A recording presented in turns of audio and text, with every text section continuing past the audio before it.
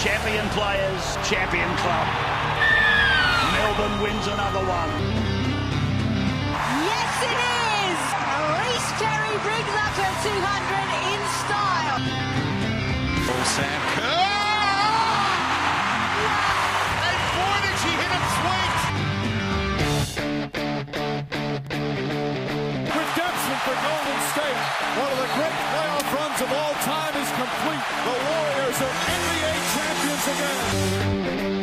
For all your sports news, reviews, and interviews, you listen to the Sports Desk here on SYN. Good morning, everybody, and welcome to this Monday morning edition of the Sports Desk here on SYN 90.7. I'm Ben Pascuzzi, and we are joined by Liam O'Grady. Liam, how are we? I'm good. Good weekend. Another win for my mob. We're no closer to seeing a premiership favourite yet. No standout team at all. I wouldn't know who the premiership favourite is after 3 rounds. I just think it's safe to bet on a Victorian team and you should be fine. Well, it has been. When was the last non-Victorian? It was 2012. Sydney, yeah. Sydney. Well, since 2008, there's been only one interstate team, so odds in favour of interstate. Okay. Me too. I think he wants... Is he your ox? I don't know. Might give him his ox. All right, so...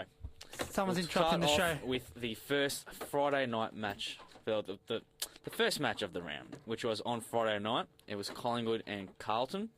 And it was fair to say it was a pretty disappointing match. Collingwood getting the win there, 100-76. It depends. If you look on social media, Buckley produced the greatest coaching performance in the history of coaching performances. They were hyping up how good of a game he coached. Were they? Oh yeah, Collingwood's going to win the next. They're going to, I know Richmond's meant to win the next 4 premierships, but I think Collingwood might win one now. Out of those 4, that Richmond's going to win. That's ridiculous. That's a debacle. That's not going to happen. All right. So anyway, with the match, Collingwood they won 16-4, 100 to 11-10, 76. Decent crowd, 68,548. For the Pies, goal kickers 5 to Thomas, 3 to Hoskin, Elliott, Sidebottom, and Reid. And for Carlton, Levi Casbolt kicking 4 goals. 4 goals, 2 as well, kicking straight. Yeah, 2 behinds, yeah. He only took 3 marks though. For a big key forward, he only takes 3 marks. A bit disappointing. But he played a bit in the ruck as well, getting the 11 hitouts. Charlie Curnow with 2 goals to continue his good form. Daisy Thomas kicked a goal, and I completely forgot Daisy Thomas still play for Carlton. So there's that. But it was a disappointing game. It's disappointing to see Carlton on Friday night footy when they have not played. Well, if you want to be technical, they haven't played finals since 2011, even though they did play in 2013. But that was all just because of Essendon. Well, they still played it, so. But they didn't. Yeah. They weren't a top 8 team though. It was just, and we'll get to my dislikes, but I always say it now, anyways. The fact that GWS, who's played the last 2 prelim finals, got 1 Friday night game. Well, we may as well away. talk about it. We may as well talk about it because it's pretty poor that the fact that Carlton. What did they get last season? Did they get 7? 7, yeah. They got 7, and now they've got 5. And they finished second. Well, no, they finished third bottom. Yeah. They finished third last season. They finished bottom the previous season, and they're still getting Friday night fixtures. Yeah, and they're one of 2 teams that your mum's been down the same time as Carlton. Where's your Friday night game? I think our last Friday night game might have been. It would have been 2010 because that's when we just came off finals in 2009. So it must have been 2010. But yeah, the fact that even last season, the fact that they got 7 games is a bit ridiculous because they finished bottom the previous season, and then this season they've given them less, 5. I don't get it. Obviously, it's revenue raising, but is it worth to give us a crap game? Like in 2011, Brisbane played St Kilda on Thursday, which counts. So there you go. Was that an Easter Thursday? Yeah, Easter and Anzac Day, yeah. So yeah, at the Gabba, 22,000. Oh, that was that at the Gabba? Yeah. Oh. So there you go. I remember we played St Kilda on Anzac Day, I believe. That was in New Zealand, yeah. That was, I think, the next year. I can't remember if we won. You did. St Kilda never won in New Zealand. Yeah, I remember winning. That seems familiar. Well, it's still few and far between the last decade, so you probably remember all your wins. I have to remember all my wins because anyway, we may as well get stuck into my boys because it was a really, really positive performance on the weekend. Unfortunately, we went down 14-13, 97 to 14-8, 92 to Port Adelaide, who now sit atop the table, but not really that convincingly.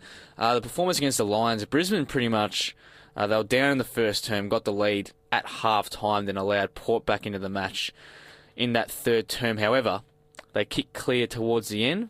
Oh no, sorry, I'm looking at the wrong side. Yeah, Port kicked clear, and then we were able to come back, and we had a chance, a couple of chances in the last minute to win it. A couple of here and there free kicks that may or may not have, or should not have been paid. Steph Martin just kicking it out, and then that's it. So it was a very good performance. I must say, I was very happy with it, even though I was able to watch only parts of it. But what did catch my eye were a couple of deliberate calls.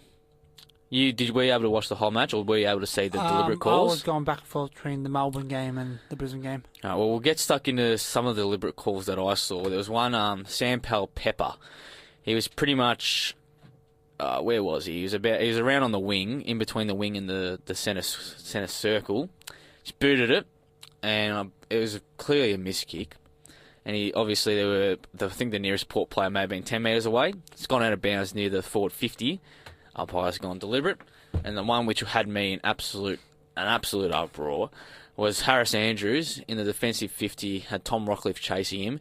He's decided to go the route of the boundary, tried to kick the ball in. Obviously it's gone out, but the fact is he kept trying to run afterwards as if it was in, and then the umpire's gone deliberate. So I don't know if the memo went out this week for the umpires to start paying a lot more deliberates, because was the Geelong Hawthorn one, the one on Guthrie, was that the first deliberate of the season? That was the first one I saw, deliberate. I think it was the first controversial deliberate call. So I agree. Season, yeah. Yeah, because I definitely agreed with that one. That was a good one. But yeah, I don't know what you could do. Unfortunately, again for Brisbane, there's another fade out. It's just your thing.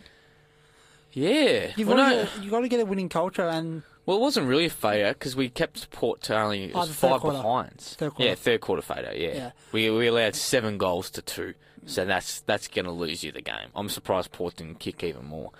So yeah, but Port missed a lot of chances in that last term. They kicked 5 behinds, and we kicked 3 straight. And not just that. Beams was laid out. Yeah, and Tom Cutler did really well though. He did really well to come in for Beams. McCluggage, I think, played one of his best games. 2 goals. 5 tackles, 14 touches, I think. Oh, Cutler was second best for us as well. There you go. Yeah, because I was watching him, he was outstanding. So I think he stays in. Whoever comes out could be. I don't think it'll be Buick. It may be a Leicester potentially. What about I'm Cox? not sure.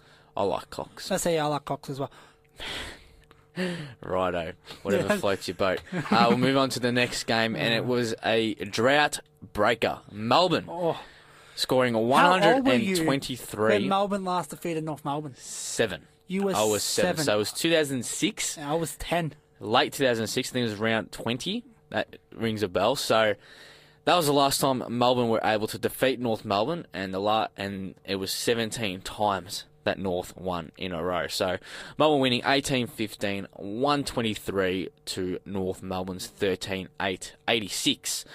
The first term was pretty close. North Melbourne, they kicked the first 3 goals. I think it was the first 3 goals, 3 or 4 goals they kicked the first. Yeah, anyway. Flying away. Melbourne tied it up.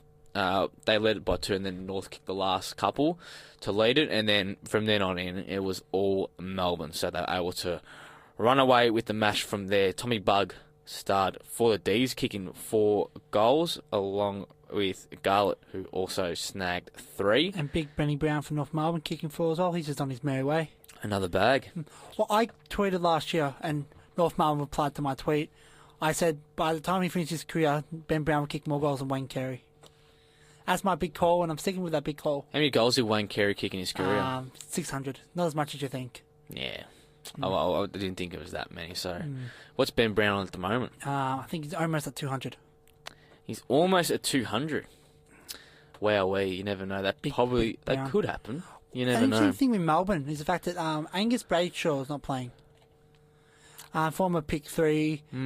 But he has no reason not to play. He's not injured. He's not lacking form. He just wasn't picked round 1 with Dom Tyson as well. Was he playing at the end of last season? Yeah, he played at the end of last year. Not sure. Oh, we forgot to mention, actually, speaking of Carlton Collingwood, was the VFL game where Collingwood kicked 31-15, 201 to the Northern Blues, 11-5-71. That's a thrashing. Oh, it's just That's a thrashing if I've ever heard of one. And there's another one. Frankston absolutely walloped Essendon in the VFL also. The VFL's terrible now with the AFL teams and the VFL teams. You know, we'll bring up a topic before we head to a song break. Speaking of this, there were rumours that the AFL may bring in a reserves competition. I was actually at that footy show taping when they... Do we did that. want that? I think it would be brilliant. Port Adelaide, of course, came out and said they didn't want it, but they just don't want to break away. They still want to hold on to that little hope of the Port Adelaide Magpies. Yeah, because if the reserves come in, they're not going to be able to wear their black and white stripes, the prison jersey, because of Collingwood. But yeah, that's the only reason why they don't want to do it. And I think they got an agreement with the SANFL for until like the mid 2020, so like another 10 seasons, I believe it is. But yeah, I'd love to see a national reserves competition. Just have them play before the big boys.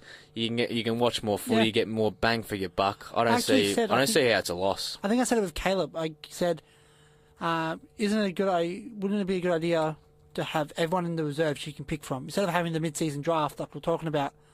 Have the players that aren't in your list in the reserves team as like a category C rookie, where you can only pick them up for when you need them. Because I know Category B is international players, but Category C, so your reserve players. So if you need a ruckman in your reserves, you can just pick him up from your reserves. And it's kind of like the rule where he goes back and nominate for the draft. I just thought that's my personal idea for a good idea. Yeah, I think we do want that to happen. I mean, you want a reserve, so you do, and the VFL still can survive without it. I think one of the issues was that the lack of depth may be an issue. However, they did get rid of the VFL Development League, so that allowed local footy to bolster up its stocks. But local footy's struggling anyway. That's a completely different topic, local footy. Because that was one of the issues they were thinking about bringing in a national reserves competition that the standard may, thin out. So yeah, I think we're for it. I think it'd be good. Yeah, I want to see more footy. Anything for more footy, I love. You're listening to Sports Desk here on SYN 90.7 with Ben and Liam, and we're going to get stuck into now Liam's team. Yes. The Fremantle Dockers, who were able to win away from home. Yes. They actually still play at Optus Stadium. Congratulations, Gold Coast, well, the highest home attendance of 33,000.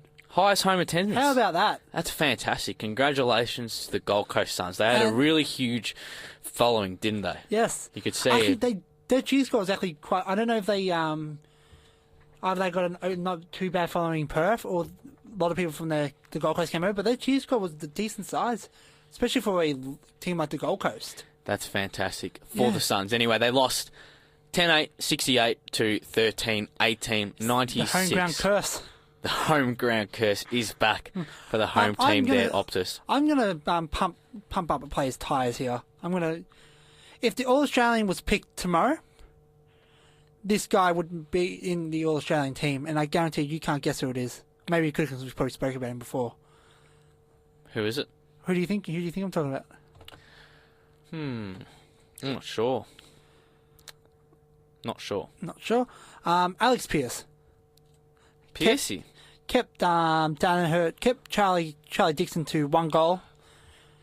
Then kept Joe Danaher to 0 goals, and then just on the weekend kept Tom Lynch to a goal. Well, keeping Joe Hanna to 0, I think we saw on the weekend, is not that big of a feat. We'll get back to later, because that was pretty That was Nuff of the year. Nuffy of the year. Nuffy of the year. Nuffy Absolutely. of the year. But it was a great performance, great overall performance by the Fremantle Dockers. I think Gold Coast played quite well, considering halfway through the third quarter they're actually in front by I think 16 points. But I think Cam McCarthy kicked 3 goals, finally showed that he's a good player. Players like Connor Blakely off the back line, and Alex Pearce, like I said, who is the only free player at the moment that should be in Australian contention. That includes Fife. That includes Fife. Fife did okay. He played good. He had 8 tackles. I was impressed. I'm impressed with tackles, because I think a lot of players don't tackle enough. Like I think Ablett was up to like 20 disposals on the other day and did not have a tackle. I was like, that's not good enough. But yeah, 538 touches. He did good. He wasn't Freo's best. I think Alex Pearce was definitely Freo's best.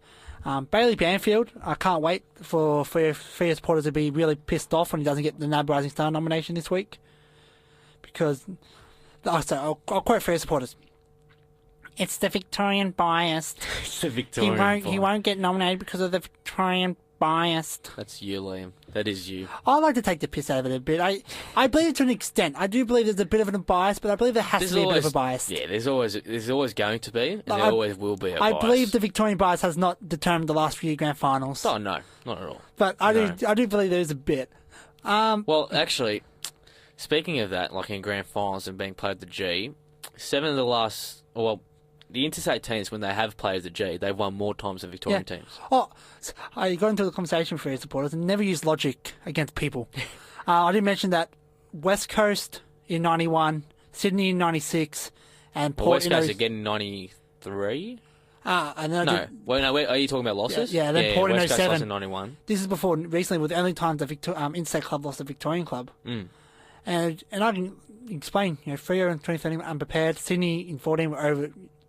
got ahead of themselves. Yep. West Coast in 15 and... We're never going to beat Hawthorn. And Adelaide in 16 just didn't show up. 17. And no one could beat the Doggies. It was the Doggies' day in 2016. Exactly. But don't use logic because they won't understand it.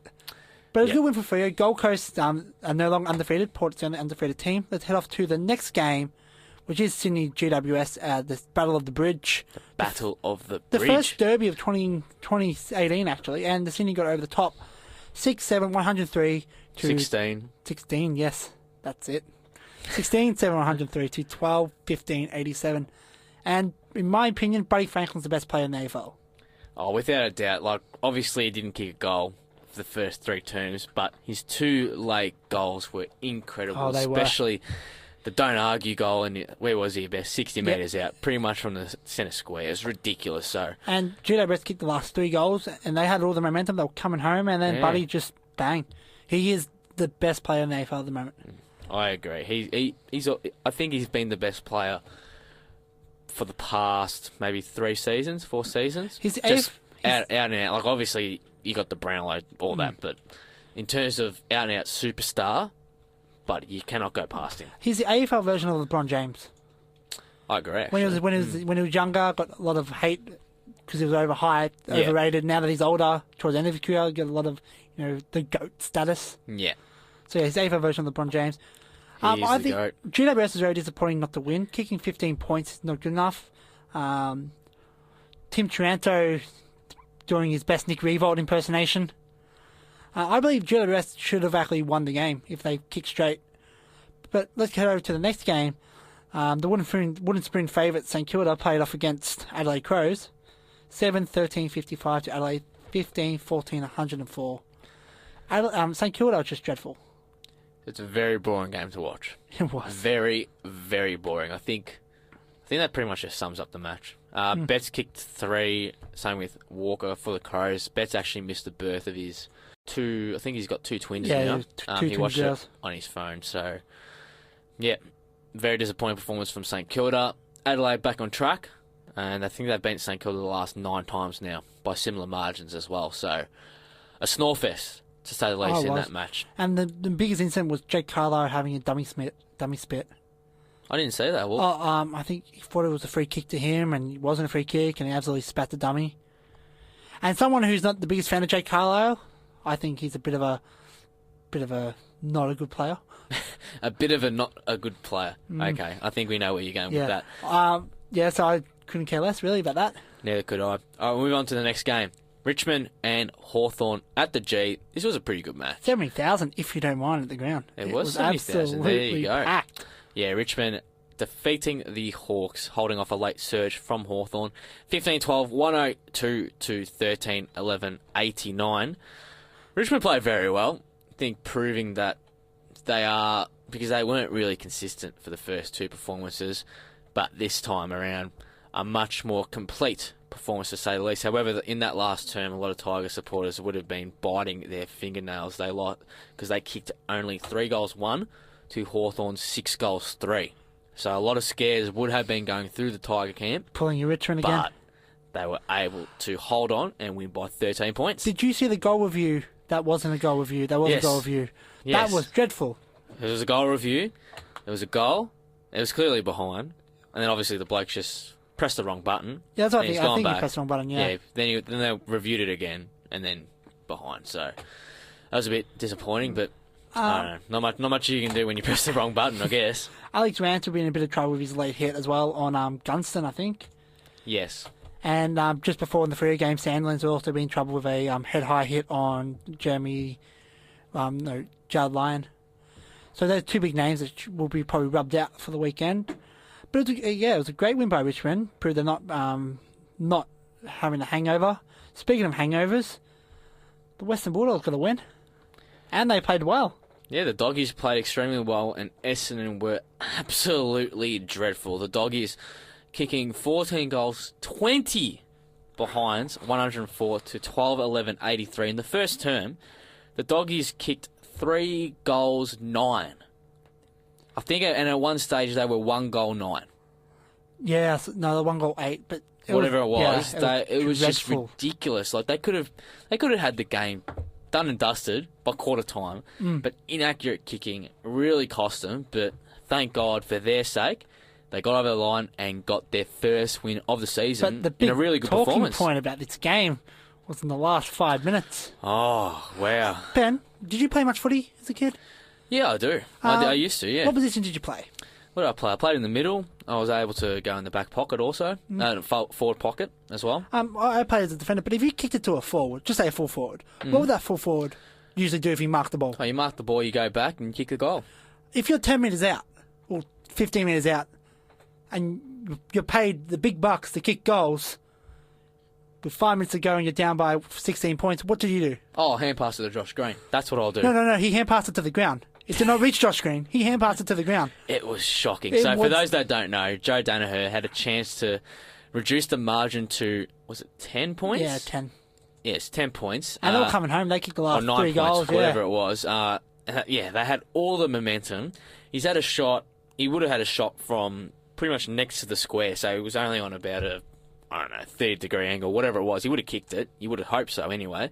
And then what he decides to do, he's standing still, hand passes it to Josh Green, in inverted commas, because it went to the ground and then no goal was scored. And, well, there Doggies was, rushed there was a behind. goal scored. There was a goal scored just a minute later by the Yeah, Western for the Bulldogs. Western Bulldogs. So it was a Yeah. 11-point turnaround because of that behind. Oh, So that was dreadful. that could have been the game for Essendon. They could have won off that momentum, but Doggies were able to kick the goal and win the match. So a very positive performance from the Dogs. Essence of the soul searching. Yeah, the Bont kicking 3 goals and back Playing- to his best, Yeah, you think. not a bad ruckman, the Bont. Yeah, not bad at all. And the final match of the round was West Coast and Geelong. And this was a really interesting match. West Coast had an early lead, leading pretty much the whole second half.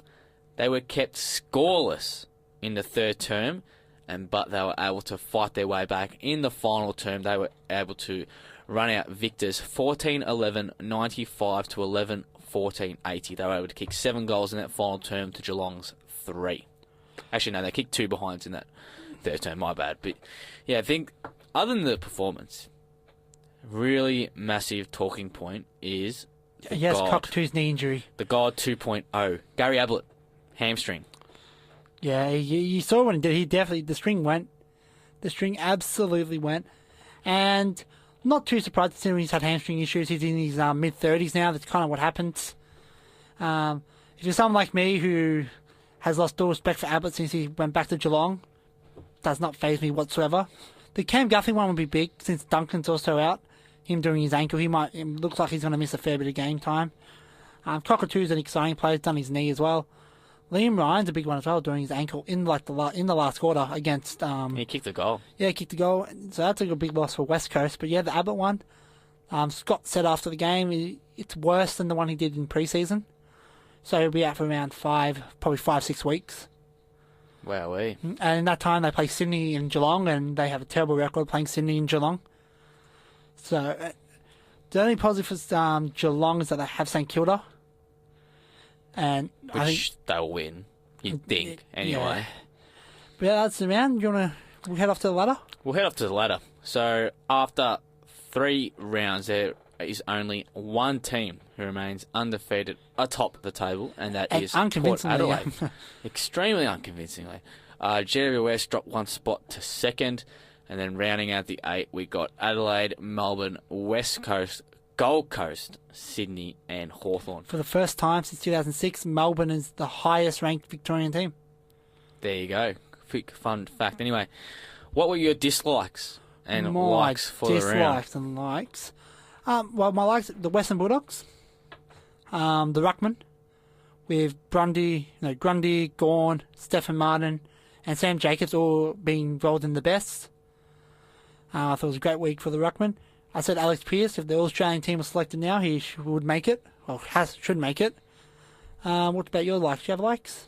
I liked Brisbane. No bias whatsoever there. No, they played about their captain. They played phenomenal. It was actually a really good performance. For the last 3 rounds, we've actually played really well. Showed signs. Obviously, there's still that fade out that happens at some stage in the second half. I thought Hodgie was fantastic for Brisbane. Out. Yeah, Hodgie was really good. Fantastic. It's like that parent instinct. He has that captain's instinct. So Beams went out, so he was like, "Oh, I'm just gonna slide into the captain's role here." Yeah, it was fantastic to see Hodgie, and I think he was commentating on Sunday. Yeah, Sunday. Yeah, the Western Bulldogs Essendon match. So obviously he's got to deal with 7. I don't know about that. He's got to get ready for next week. What a weekend, going from Adelaide to Melbourne and back to Brisbane. Yeah, and he's got to. Well, he may as well just stay in Melbourne because we're taking the Tigers at the G. Well, you're doing a double. It's kind of stupid. I don't know. I like what Gold Coast is doing. I think more teams should do that. The 2 weeks in one state. But yeah, any other likes or? I liked. Let's have a look. Who did I like? Well, I think I'm just going to say Melbourne because they finally got a win over North. Finally got a win. You? I've gone through my likes. Oh, sorry, your dislikes. My dislikes. Okay.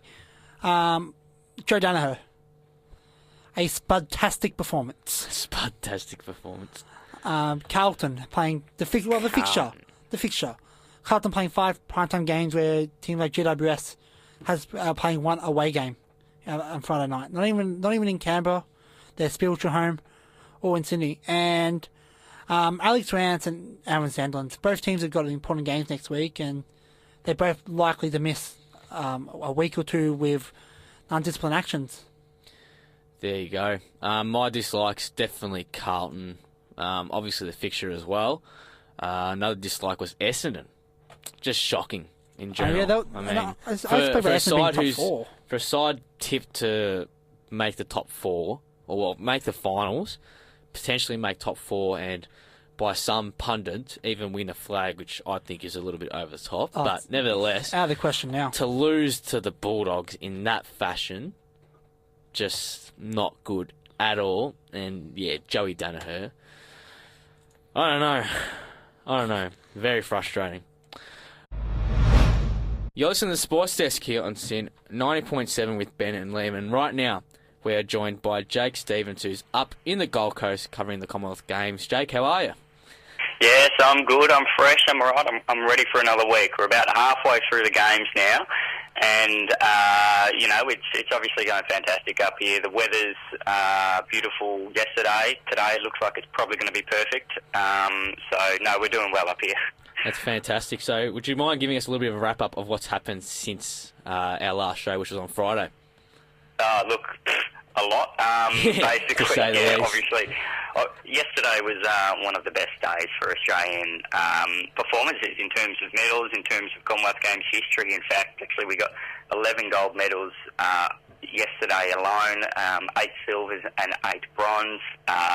The athletics kicked off yesterday, and it all started with the 20-kilometre walk down at Currumbin on the beach there, and Australian champion and Rio bronze medalist Dane Bird-Smith got the job done in the first athletics event, and has hopefully set a good tone for the rest of the athletics during this competition. But he kicked home in the last kilometre or so, ended up taking the gold, which was fantastic for him. Now, in the women's event, you might have seen this across your highlights yesterday, but Claire Tallant, Adelaide-born race walker, she's a multiple Olympian, been to Commonwealth Games, 2004, and wife of Jared Talent, the Olympics champion. She was going well. She was in first place until the final stages, where she sort of heartbreakingly got disqualified after receiving a third red paddle, meaning that she'd had another loss of contact with the ground. Unfortunately, it was no good for Claire, but luckily another Australian was in line in Jemima Montag. She was able to snatch the lead after that, go on to win the gold medal for Australia. So look, it didn't end up well for Claire, but for Jemima, she got the gold, and they hugged at the end, which was fantastic to see, and Jemima went up to her and said, look, I'm so sorry. Claire says, no, don't worry about it, that's racing, you enjoy yourself, congratulations. Which I thought was that's really good to see. Thing. Yeah, that's really good to see, good sportsmanship regardless of it. Also, Emily Seebohm, a couple of events she took place on the weekend, 100-metre backstroke final and the 200-metre backstroke final. Fortunately, wasn't able to win either of them. What has been the reaction over there? Yeah, look, it's to be honest, it's a little bit disappointing. To be fair, but the thing is that Australia will obviously we're quite successful at these Commonwealth Games, so that kind of her, if she happens to have an off day and off race and she doesn't grab the gold, look, we've got plenty of other stories to look for, and to be honest, sometimes it gets a little bit clouded in all the other Australian wins. So it's not like we're devastated by it because she was our only gold medal chance. Like we've got them left, right, and centre, and even in the men's 50-metre backstroke, we took first, second, and third. So it's it's disappointing for her. Obviously, she did have high expectations, but I think she's been made up for the rest of the team because there's plenty of other golds and silvers and bronze to go around. But yeah, Emily Seebohm, a little bit disappointing from her. Has there been any talk about the no roof at the Aquatic Centre over there? Yeah, so that was one of the talking points about that. People saying that because the backstroke swimmers, they require a roof to guide their swim, so they know their position within the lane ropes and all that. But it's not always possible to sort of have the venue. And the thing is that open roof venue is the same for all competitors, and it's a level playing field. Each one of those lanes is exactly the same length, exactly the same depth, the same water. So it's a level playing field. And yes, it's probably disappointing, but it's not always possible to have a roof on a venue. Particularly, I don't think you'd want to put a roof on this Gold Coast venue. It's fantastic weather, and during the day the sun is coming down, and it's warm, but you've got a little bit of a sea breeze, and it's a fantastic venue. So I wouldn't be too upset that there's no roof. As I said, it's a level playing field. So what can we look forward to seeing today? Yeah, look, we're right in the thick of the action today. There's a number of sports. I mean, the hockey continues. Our Australian teams, both the Kookaburras and the Hockeyroos, are still undefeated. Taylor would be rapt about that. Yeah, he would. Probably at home all hockeyed out. Yeah, that's good. Yeah, no, look, that's fantastic. In the athletics, which is continuing, the men's shot put final is up. We've got the Australian record holder in Damien Birkenhead going up against the world champion from New Zealand, Tommy Walsh, so that'll be interesting. Of course, the men's 100 final, which I've got tickets to, and that's going to be an absolute ripper. We've got Johan Blake, the second fastest man in the world, behind Bolt. So he is a champion and a Jamaican sprint star that I'm sure the Gold Coast will want to see. The Gold Coast, we love a bit of bravado, we love a bit of swagger, and Johan Blake certainly delivers that. Yeah, looks fantastic, and hope you do look forward to that 100 metres. Should be fantastic. Anyway, thanks, Jake, for joining us. We'll chat to you later in the week. So have a nice time tonight, and yeah, glad to hear you enjoying the games over there in the Gold Coast. Will do. Thanks, guys. Bye. Cheers, Jake. Jake Stevens over there in the Gold Coast. So it's been a pretty good haul so far for the Australians at the Com Games. You've got Australia and England. Who else do you really have? Yeah. That wins the medals. You pretty much expect us to do extremely well. You're listening to the Sports Desk here on SYN 90.7 with Ben and Lim, and we are now going to get stuck into our wrap-up. So we'll kick it off with basketball, and the NBA season is only a couple of games Oh, away tongue from quick. concluding. So, the final matches of the season are on Wednesday. Actually, no, Thursday, our time. Anyway, so we'll get stuck into the standings. So, for the East, it is going to be Toronto who will take out the top seed ahead of Boston. The third, fourth, pretty much third to fifth is still up for grabs. Philadelphia are on a 14-game winning streak. If you don't mind. If you don't mind, and today they notched up their 50th win of the season with a 109-97 victory over the Extremely lucky Dallas though Mavericks. when they defeated the Cavs just a few days ago. Extremely lucky. Very lucky. We'll get back to that Cavs game in a minute. Ben Simmons in today's match scored 16 points, 7 rebounds and 9 assists. And compared to the Cavs game, obviously nowhere near as frantic and as hectic and as a dominant performance from Simmons, if you want to speak about him individually. So we will get stuck into that Philly Cavs game because that match pretty much you feel has made Philly a lock-in. How was for your that pants third watching that seed. game? How was your underwear? I was actually clean? umpiring. But I was able to watch the game like at halftime, and when I saw the replay, because I tried to not look at the score, I saw that we only won by 2 points. I I'm love doing God, that. I love not what looking at the happened? score. It seems to help your team win if you don't look at it. Just like, I don't know, there's a little bit of a superstition. I don't know, whatever it is. The Philly, anyway, they take on the Hawks and the Bucks, so you think they'd win those 2 games. So that match against the Cavs pretty much decided the third seed. Yeah, they're going to finish. Unbelievable. They're going to finish third. Yeah, who would have thought that? And they got 50 wins. Yeah. They got 50 wins. It's just ridiculous. Anyway, so the match against the Cavs, the Sixers were pretty much up by... What were they up by at halftime? They were up by 23 points at halftime. They were almost up by around 30 at one stage in that match. And then the Cavs clawed their way back throughout that third term. They outscored the Sixers by 16, and they outscored the Sixers by 5 in the final term. But it wasn't to be. They went down 130 to 132. LeBron James, the scores were 129 to 132. Around 2 seconds left on the clock. He had 3 free throws. He was fouled by Robert Covington. Hit the first one. The second one went in, around the rim, and out. The third shot, deliberately missed it. Larry Nance went one way, back the other. Almost tipped it in. Went in and out, and that was the game. Gifting the Sixers the win, their 13th in a row, and arguably locking up the third seed. Speaking of LeBron James, I think there's now a new prerequisite when you want to play the NBA that you've got to be savage when it comes to social media. He I posts miss this. his son in high school was playing basketball and absolutely broke a kid's ankles. Ooh. And LeBron James posted the photo of his son breaking the kid's ankle, saying, "We are polite in this house." So not only did LeBron James' son break a kid's ankles, LeBron James roasted the kid that got his ankles broken. I don't know where that kid's going to go from here. Like, go into a cave for the rest of your life because you're the kid that got roasted by LeBron James on Instagram. Gee whiz. Speaking of LeBron, he scored 44 points, 11 rebounds, and 11 assists, so he had a triple-double. But who also had the triple-double was our man, our Aussie boy, Ben Simmons, who scored 27 points and picked up 15 rebounds and 13 assists. He almost had a triple-double by half-time, so fantastic performance from Benny Simmons. Just got to practice the, And the 3 Sixers. points. Oh, yeah. Once he gets a jump shot, he will be the GOAT. Indiana are in 5th in the East, and they lead Miami, Milwaukee, and Washington.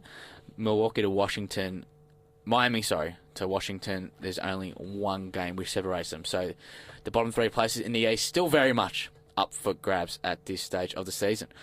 Moving over to the West, which is also still very tight. At the top, it's fairly done and dusted. Houston Rockets take the first seed with 64 wins so far already this season. Golden State are in 2nd. They lead Portland and Utah. And then from Utah down to Denver, there's only one win which separates them all. So for Utah, New Orleans, San Antonio, and Oklahoma, they are all on 46 wins. And then Minnesota and Denver, with Denver sitting outside the 8th seed at this stage. They both sit on 45 wins. So Massive. there's going to be Especially a couple Wolves of and, massive games Nuggets. coming up. So do stay in for that. For the first Western time in Conference. nearly probably 20 years that no LA teams are in the playoffs. So there you go. There you go. More But you yeah, know. well, it's only a few weeks ago that we watched the Timberwolves win against Golden State. Now they're struggling to. It's going to make it interesting. Do they make it? Yes. Do you reckon they make it? I think they should. They have They to. should They've been there the entire season since the start. They've been there. So let's talk about your favourite sport. Oh, it's your favourite sport as well. A-League. Oh, but you're more into it than I am. I am. I'm absolutely thrilled about it. I mean, my boys, Melbourne City, defeated Central Coast 1-0. And our crosstown rivals, Melbourne Victory, also got a win over Wellington. Yes, going all 3 2-1. goals. It's going all 3 goals. The Victory did. Did they? Yep. There you go. And Fantastic one more stuff. week to go. Still one more round. Oh boy, wow, we. Imagine BT commentating the A-League. Oh, he'll be bored, but then he'll just be like, boy, oh boy. No, just imagine him as an analyst, He'll be as an fantastic. analyst on He would be just amazing. talking about soccer and be like, boy, oh boy, one more. Okay, when do we reckon it should have been done? About 10 weeks ago? Yeah.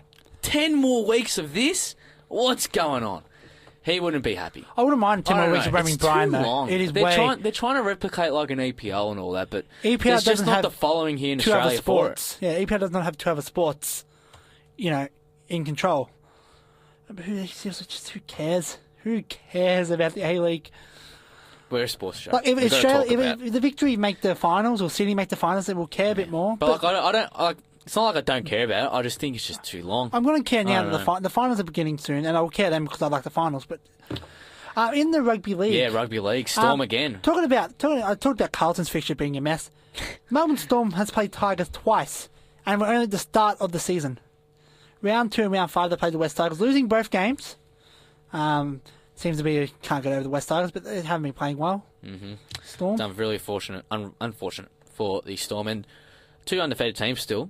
Yes. The bandwagons are starting to pile on for Oh. these 2 teams. The New Zealand Warriors and St George still undefeated. So wooden spoon favourites, New Yes. Zealand Warriors. The Wooden Spoon favourites, New Zealand Warriors, are undefeated.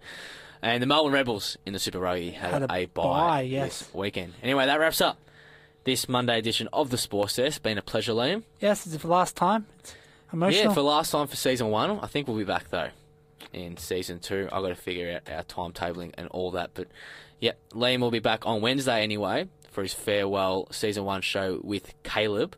So do tune in on Wednesday, 9 to 10 a.m. Obviously, give a plug to our socials, Facebook and Twitter at The Sports Desk.